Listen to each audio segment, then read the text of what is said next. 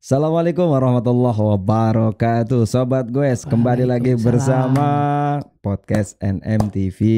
Kali ini ada owner AA Bike. Owner AA Bike. Om Ratman ya. Okay. Setelah kita sesi bike check dengan track super kaliber, nah di situ gue ngomongnya kaliper, ternyata kaliber, gue dikomplain sama kameramen. Kaliber. Okay. Kaliber ya Om, jadi super kaliber. Iya. Jadi kaliber itu memang ya super tercepat gitu ya maksudnya. Ya profesional lah. Profesional. Kaliber ya. Insya Allah nanti Om bisa tercepat di Bukit Batu ya. Amin, ya. amin. Oke sobat gue semua, semoga sehat selalu kalian di sana. Ada request, Om bagaimana kalau hadirkan orang yang lebih memahami tentang XC. Nah ini bukan ahli lagi, beliau adalah senior di dunia XC khususnya, ya betul Om? Ya XC lah. XC ya. Seringnya ikutan XC emang sih. XC. Nah di sini saya akan ulik dulu. Om Ratman ini sebetulnya siapa kok bisa jadi owner AA Bike?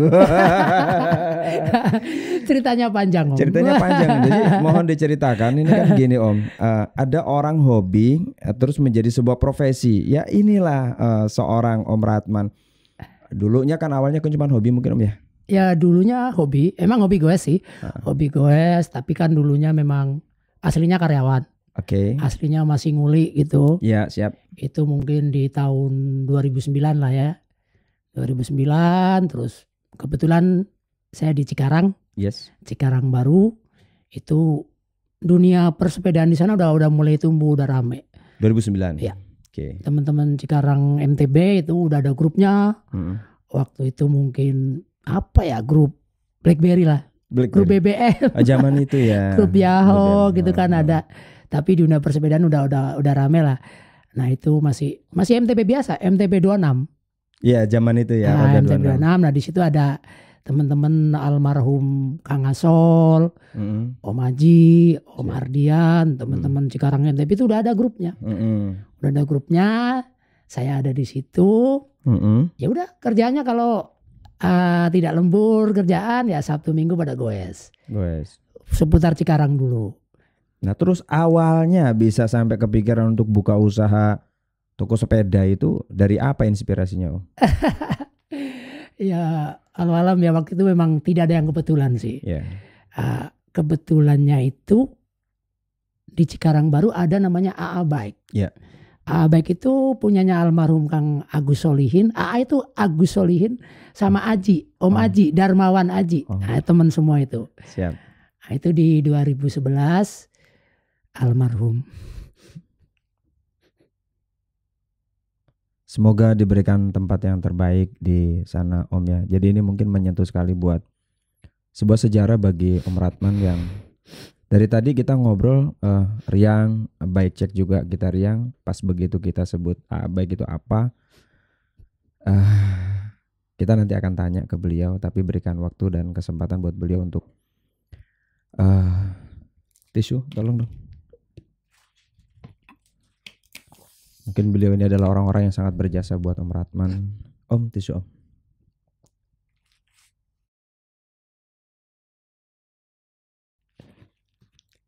Jadi enggak apa-apa. Enggak apa-apa, natural aja. Jadi teringat. Jadi Om Aji sama Om siapa tadi satu lagi Om? Agus Solihin. Agus Solihin itu beliau sudah. Agus Solihinnya udah meninggal. Yang Om Aji masih? Om Aji masih sampai sekarang masih. Sampai sekarang masih. Jadi kita doakan minta Al-Fatihah dari teman-teman semua. Kita doakan semoga Agus Solihin ya. Mendapatkan tempat yang terbaik di sisi Allah Subhanahu wa taala, diampuni segala dosa-dosanya dan diterima segala amal baiknya. Amin ya rabbal alamin. Boleh diceritakan begitu luar biasanya sosok seorang almarhum Agus Solihin ini bagi Om Ratman? Ya kebetulan beliau teman belum lama sih sebenarnya. Dari 2009 kenal gitu. Ya orangnya sifatnya supel gitu. Yeah. Baik ke semua orang. Beliau punya toko sepeda sama Om Aji. Tapi Allah berkehendak lain. Di 2011an ya, beliau meninggal. Terus Abek nggak ada yang megang. Abek nggak ada yang megang, tapi ya atas kesepakatan teman-teman yang udah ada di grup tuh, grup Cikarang MTB, oke saya boleh ambil alih. Ambil alih, jadilah tetap Abek sampai sekarang. Tapi alhamdulillah sekarang sudah punya saya sendiri gitu. Teman-teman juga. Jadi dipertahankan nama Abek biar tetap jaya. Gitu. Jadi sebagai dedikasi pertemanan buat Kang Agus Solihin. Ya. Nah, siap Om. Jadi nggak seperti yang kita lihat ya. Om Ratman begini aslinya nih. Jadi cair, terus relax, riang lah gitu. Tapi tadi ya kita pasti punya sebuah story dan itu luar biasa. Nah, terus setelah Om pegang itu Abek, gimana prosesnya Om? Ya, alhamdulillah ya, nggak ada yang serba kebetulan sih. Kebetulan saya udah resign dari PT saya dulu lama, saya karyawan, saya bismillah. Ini kayaknya bisnis sepeda makin rame nih gitu. Yang penting kita yakin lah. Pertama kita yakin, kita bismillah, pasti ada jalan nih. Abek pelan-pelan saya kelola. Terus sambil gue tetap jalan, teman-teman tetap ngumpul. Ya alhamdulillah teman-teman tetap solid sampai sekarang. Sampai sekarang pun Cikarang MTB tetap solid. Sampai goesnya walaupun masih mencar-mencar, kita masih tetap ada event. Mungkin event yang terkenal itu kolosal. Goes kolosal dari zaman almarhum sampai sekarang ya. Masih dipertahankan. Ini karena Covid aja kita nggak ada. Jadi bukan perang kolosal nih. Bukan. Jadi kolosal itu goes rame-rame yang diadain sama teman-teman Cikarang MTB untuk ke semua trek yang belum pernah dilaluin sama di kolosal sebelumnya. Kita kebetulan udah ada 19 episode. Wow. Episode dari tempat sini. Itu ada bikin akun YouTube atau channel YouTube atau apa Om? Alhamdulillah belum sempat karena kesibukan di toko juga. Jadi boleh itu Om nanti kita buat berbagi. Jadi inspirasi buat Sobat Goes bahwa berkomunitas itu sungguh luar biasa. Iya. Terjalin hubungan dengan almarhum kan dari komunitas ya Om? Ya dari komunitas, dari teman-teman yang suka bersepeda. Jadi dari sebuah hobi menjadi sebuah profesi. Dari profesi dan sekarang alhamdulillah jadi pemilik Abek. Iya, jadi ownernya Abek. Jadi owner Abek. Alhamdulillah juga bisa buat menghidupin teman-teman yang lain yang jadi partnernya juga keluarga alhamdulillah bisa juga. Nah Om, saya mau tanya nih Om, kaitan dengan Covid kemarin kan usaha apapun kan drop ya Om ya. Tiba-tiba pas habis Lebaran itu kok langsung meledak nih bisnis sepeda. Apakah Om merasakan satu hal yang sama sebagai pemilik dari Abek? Ini kejadian paling susah dilupakan.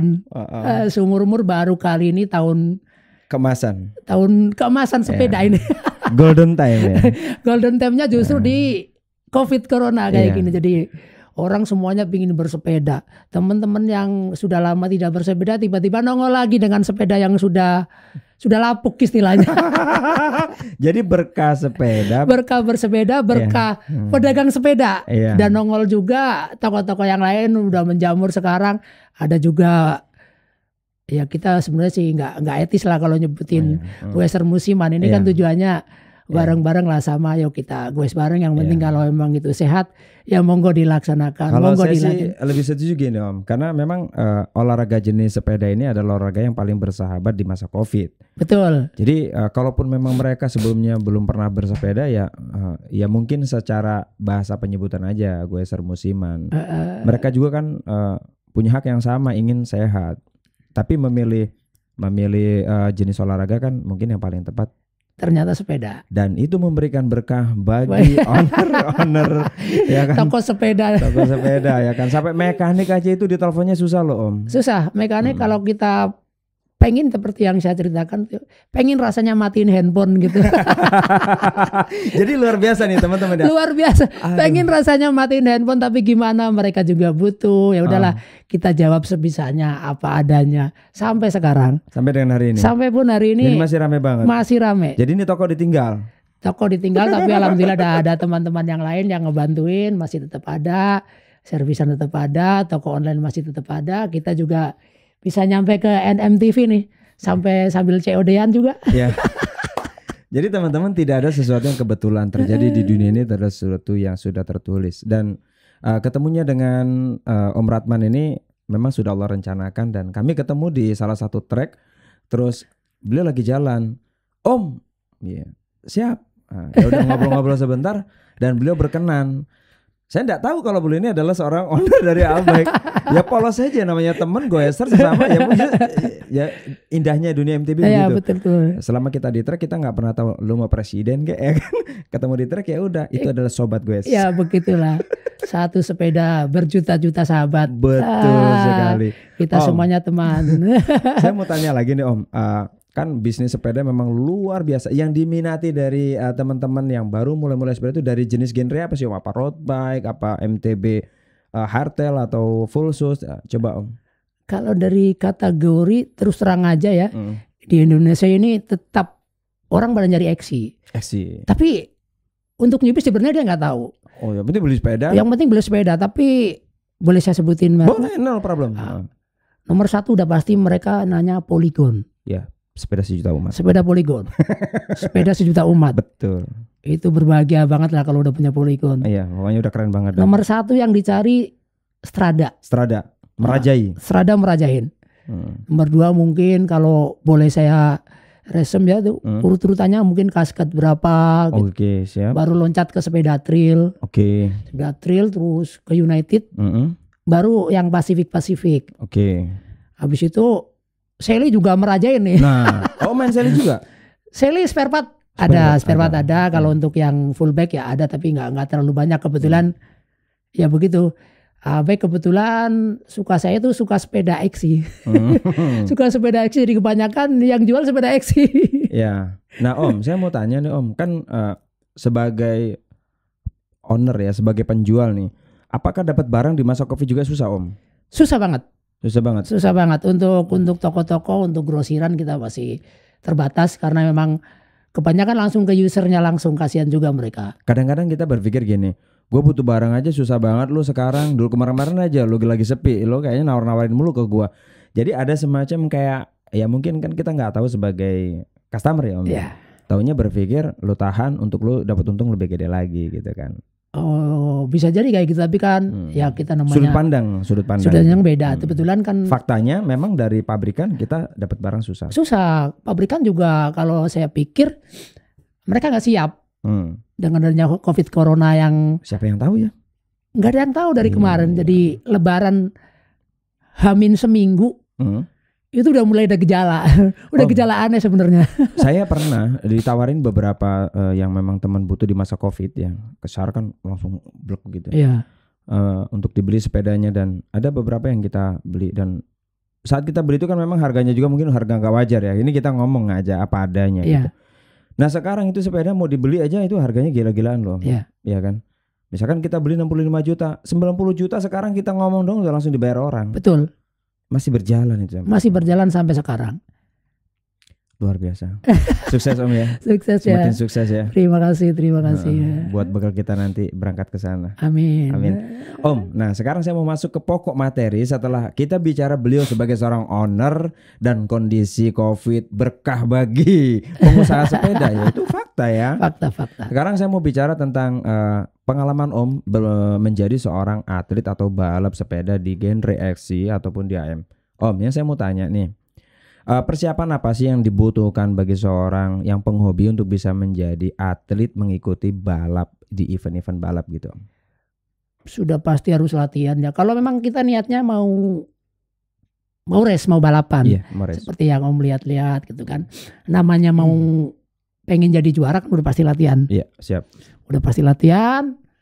Apa memang niatnya pengen jadi juara, apa hanya seneng-seneng aja? Itu ada target. Ada target sebenarnya. Kalau kebetulan dapat podium gitu kan senang, ada kebanggaan tersendiri. Siap.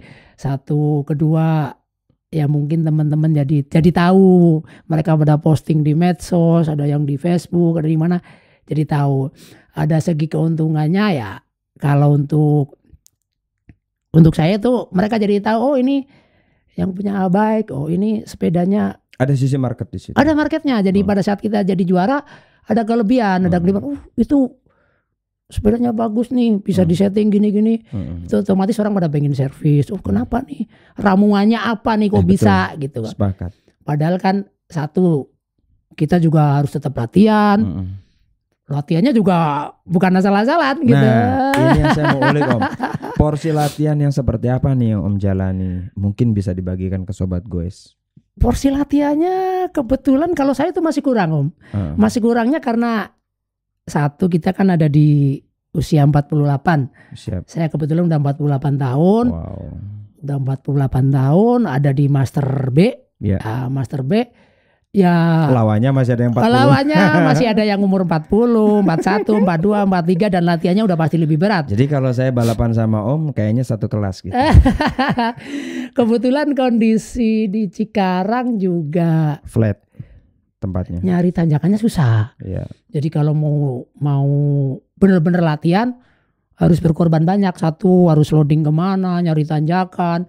Mungkin untuk teman-teman yang di wilayah Bandung, Bogor. Di wilayah Bogor mah gampang, keluar rumah udah langsung tanjakan. Mas Agung dong. Pantas juara terus ya. Karena emang salah satu kelebihannya itu. Kondisi alamnya memungkinkan. Memungkinkan. Satu juga dari niat. Ada lagi yang memang harus latihan seminggu paling enggak 4-5 kali. Nah, yang Om jalan ini, Om Ratman jalan itu seminggu rutinitas latihan itu dalam 7 hari itu berapa hari? 7 hari ya 5 kali. 5, jadi 2-nya itu di off. 5 kali tapi kan karena nggak maksimal di track yang dilaluin ya hasilnya paling rata-rata ya juara 3, juara 4, juara 5, juara 2. Nggak pernah juara 1. Itu udah keren banget. Gimana kalau latihan nanjak ya? Harus dipersering juga. Nah, harus dipersering. Itu durasi Om. Durasi latihannya itu apakah pakai hitungan kilometer? Maksudnya per jam itu misalkan harus 30 stagnan gitu atau ke 25 terus dalam waktu sekian jam gimana Om? Oh enggak, kalau yang saya alamin kalau kemarin sih karena niatnya pengen jadi juara gitu ya. Jadi kebetulan kan zaman sekarang ada Strava tuh. Ada kom-komnya juga. Kita cari yang ada kom-komnya. Kita latihan kan kebetulan sendiri terus. Jadi kalau latihan di mana ada kom, kita kejar sendiri. Terus dari situ ada peningkatan tuh. Wah, waktunya berapa? Peningkatannya di mana? Kita ulangin lagi. Nah, kemarin waktu sering dapat kom ya. Pas giliran lomba ya dapat juara. Iya, jadi walaupun bukan juara 1 tapi ya puas. Oh ini dari hasilnya. Jadi apa istilahnya kalau yang paling keren kan latihan tidak mengkhianati hasil. Kerja keras pasti dapat hasil. Tapi kalau kita latihannya hanya ya cuma Sabtu Minggu ya sekedar seneng-seneng aja. Tapi kebetulan ya gue banget. Karena kebetulan ya kalau di Indonesia kan ya kalau dijadikan mata pencaharian untuk atlet. Untuk setiap event lomba ya sih jangan sih. Karena kan hadiahnya nggak seberapa. Betul. Tapi kalau dari segi silaturahim luar biasa. Untuk teman gue luar biasa bikin kangen. Ya. Jadi begini ceritanya teman-teman. Awalnya kita hanya bikin sesi bike check, tapi pas begitu ngobrol kok ini isinya ilmu semua. Jadi sayang banget kalau nggak kita bikinkan konten podcast. Karena ternyata dari sebuah hobi, berangkat dari sebuah hobi bisa menjadi sebuah profesi. Dan dengan penampilan yang sederhana seorang Om Ratman, ternyata beliau adalah seorang owner dari toko sepeda yang cukup terkenal di Cikarang. Banyak ilmu yang bisa bermanfaat untuk kita serap. Jadi kerja keras itu tidak mengkhianati hasil, sepakat. Ya, untuk menjadi seorang podium, ya beliau berlatih keras. Tadi sudah disampaikan bagaimana proses beliau itu dalam berlatih setiap hari mencari kom. Di setiap titik yang ada track dicari komnya siapa, dihajar, semakin dikejar. Sering dapat kom dapat hasil potensinya ya. Nah sekarang Om saya mau minta tips buat teman-teman yang baru mulai untuk ngejar kom kayaknya mah bisa pecah threadnya. Nah, bertahapnya latihan apakah dalam satu hari per berapa jam, setengah jam, 30 menit atau misalkan gimana gitu. Ya namanya hitungan 10 itu mulai dari 1. Siap. Kalau untuk newbie itu 1 dulu. Siap. Yang penting senang dulu deh, senang sepedaan itu udah juara. Oke. Seneng sepedaan, niatin sepedaan, bahwa sepedaan itu bikin sehat. Siap. Sepedaan itu bikin sehat, bikin seneng, imunnya bertambah kuat, ya insya Allah COVID nggak akan nyerang gitu kan. Sepakat. Satu itu, kedua seneng, kedua ya sering bertanya. Untuk newbie itu harus sering-sering bertanya. Senior gitu. Ke teman-teman yang lain yang udah sering goes. Terus sepeda juga pengaruh juga untuk sepeda-sepeda yang model XC. Ya, kalau dulu mungkin ada istilah yang penting dengkulnya, ya. Tetap nggak bisa jamin. Kalau untuk sekarang nggak bisa jamin karena teknologi teknologi super kaliber sangat mendukung ternyata. Saya gitu. mau begini Om, sedikit kita bicara tentang yang penting dengkul. Oke, sepakat. Om pakai Strada. Saya pakai super kaliber. Yuk kita kejar-kejaran di Bukit Batu. Gimana? Iya. Gitu. Dan saya sudah ngalamin. Sudah ngalamin kebetulan dulu pakai sepeda ini. Ternyata masih kalah nih tanjakan. Akhirnya upgrade lagi. Tapi ya sesuai kemampuan aja. Jadi jangan dipaksain seperti sekarang, seperti jadi gaya hidup, jangan. Tapi kalau emang niatnya mau senang-senang aja, fun-fun aja, nggak masalah. Tapi kalau untuk cari prestasi, harus pelan-pelan upgrade apa. Untuk dari group set lah mungkin dari forknya, dari sepedanya apa. Itu harus nggak harus sepeda yang mungkin 7 speed dipakai ini ya udah pastilah kalah. Jadi teman-teman, bagi kalian yang memang ingin naik kelas, upgrade dan segala macam, akan lebih baik bertanya dulu kepada yang lebih senior. Kalau ini kan yang menyampaikan adalah seorang yang memang sangat senior dan ahlinya, mempunyai bengkel, mempunyai toko sepeda juga. Kan kalau saya mah upgrade kan ya pansos. Justru yang paling sering di kondisi sekarang itu ya memang lucu sih. Jadi beli sepeda, habis itu denger jangriknya upgrade, habis itu lihat yang lain upgrade. Sering saya tanyain, Pak udah gue kemana aja gitu. Belum. Itu kenapa ganti gitu. Ternyata lihat yang lain. Nah, ternyata satu korban medsos kedua kompornya juga lumayan kencang meleduknya. Ya jadi teman-teman itu satu tips yang Om Ratman ini kasih tahu.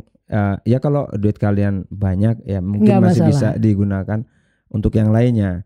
Tapi buat saya sih ya mungkin kita cari tahu dulu pasnya buat apa nih kita upgrade-nya. Kalau emang forknya itu kita mainin memang sudah tidak bisa maksimal dari teknologinya, cari yang lebih maksimal secara teknologinya. Betul.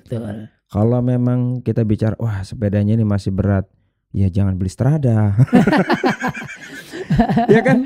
Betul. Kalau kita upgrade ya bisa sih lebih ringan, cuman nggak akan begitu ringan. Mainin dulu, habisin sampai teknologi Strada itu habis.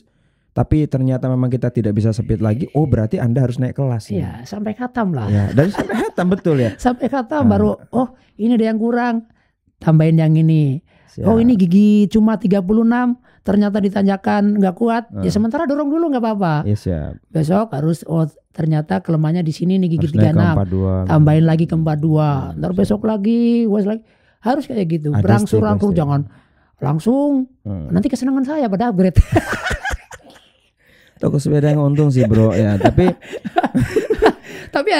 ya seandainya saya ada di posisi bukan pedagang sih. Ini kita bicara yang netral. Tapi gitu ini kita netral aja. Tetap kan Om, walaupun sebagai seorang pedagang kan Om juga punya hati nurani. Iya, kalau orang baru rakit terus tiba-tiba kena racun ya setidaknya kita ada moralitas. Kita kasih tahu dulu. Om, emang udah dipakai kemana? Itu kan suatu pertanyaan yang sebetulnya mengedukasi. Tapi kadang-kadang kita kan gue mau beli.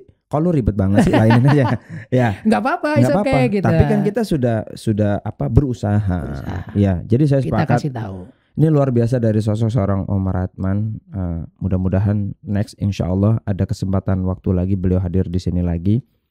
Kita akan ulik-ulik lagi, minta banyak ilmu dari beliau. Ya kan? Monggo. Ya sepedanya banyak banget bro. Ya kenapa aja namanya punya toko ya. Pedagang. Yang jelas koleksi juga, didol juga, dijual juga. Kadang juga. Lagi dipakai dibeli. Sepakat. Yang penting untung banyak. Tadi udah bisik-bisik. Oh masih ada stok apa? Ada banyak katanya. Aku nyari lungsurannya jauh. Diketawain sama Om Ratman.